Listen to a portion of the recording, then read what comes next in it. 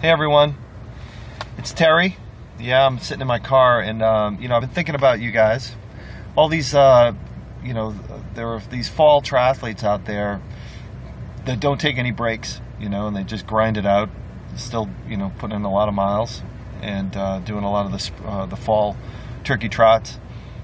But there are also these other types that are taking long breaks. What they're doing is ending their season in late September, early October, and they carry two and a half months of deconditioning. And to make long-term progress, I think it can't be this love-hate relationship with the sport, with any endurance process, whether that's swimming, biking, running, cross-country skiing.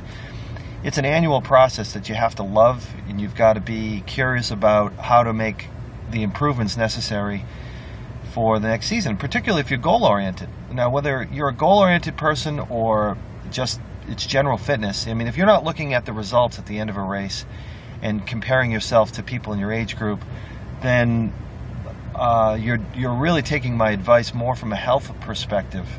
Looking at how do I manage my training so I don't let it start to, force other parts of my life or my health to go south. And I think for these people that have sort of a mishmash approach and they don't really quantify training, and they really can't look at the subjective feelings, their symptoms, the way they wake up, and their energy and their attitude and their ability to focus and carry on other parts of their life, they don't necessarily understand why something's not working, whether it's their fitness building or why they can't seem to manage other parts of their life with the sport that they're doing. So swimming, running, biking, anything that's going to take a long time to do has an effect. The stress of it, it's stress. And I think what we fail to realize is that training is stress. Whether you adapt to it or not is entirely up to your physiology, your genetics, your diet, and the way you're training. So with all my athletes, I really polarize their training. I make sure that we fitness measure in ways that quantify exactly how aerobically fit or anaerobically fit they are, and then start to build a program off of metrics that are real, like power numbers, velocity numbers that are measurable, not 2-hour and 4-hour rides and runs on feel. We're doing short measurements, 3 minutes, 5 minutes, 10 minutes, up to 20 minutes, sometimes up to an hour, depending on their level, and we're figuring out really how fit you are, and then building programs off of that particular fitness, and then building in, obviously, a lifestyle program that meets the demands of your job and family, and factoring in nutrition and sleep and recovery that is necessary to absorb the training. And the training absorption is everything. And remember, all of this, if you're a performance athlete, you're looking about performance, the art and science of performance. How do you get to the race day itself and do exactly what you say you're going to do, and know in advance really where you're going to place? And it's just a matter of executing the game plan.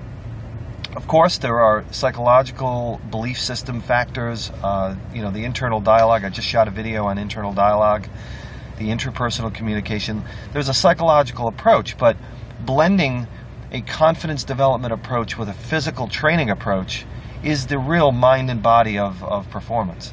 So I recommend all of you, if you haven't done any fitness testing or work with me privately, to reach out to me, and we'll go through this top to bottom, and we'll square it away so that November and December, or we're at the end of November, now December, make sure that you start to really build your fitness the way you need to be built, so you're not doing this foundation building or this base training that's only the slow sort of miles or hours accumulated process.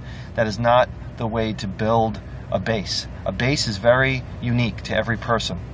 So give me a shout. Look at my website, www.terrykerrigan.com /performance endurance, performance_endurance, or give me a call.